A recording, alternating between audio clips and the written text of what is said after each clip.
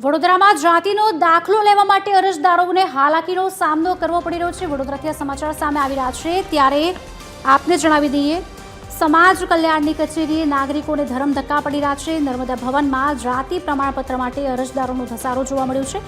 પૂરતી વ્યવસ્થાના અભાવે લોકોને હાલાકીનો સામનો કરવો પડી રહ્યો છે। નાની ઓફિસમાં સિંગલ વિન્ડોને કારણે લોકોને સમસ્યાઓ વધી રહી છે। કલાકો સુધી લાંબી લાઈનોમાં ઊભા રહેવાની પરેશાની જોવા મળી રહી છે। કોલેજમાં એડમિશન મેળવવા જાતિ પ્રમાણપત્ર જરૂરી બને છે ત્યારે ત્રણ દિવસ સુધી લાંબી લાઈનમાં ઊભા રહ્યા હોવા છતાં જાતિના દાખલા મળતા નથી। પીવાના પાણીની પણ સમસ્યા ન હોવાની વ્યવસ્થા ન હોવાની ફરિયાદો ઉઠી છે। પાણીના કુલરો પાસે ગંદકીના સૂગ ચડે તેવા દ્રશ્યો પણ જોવા મળ્યા છે।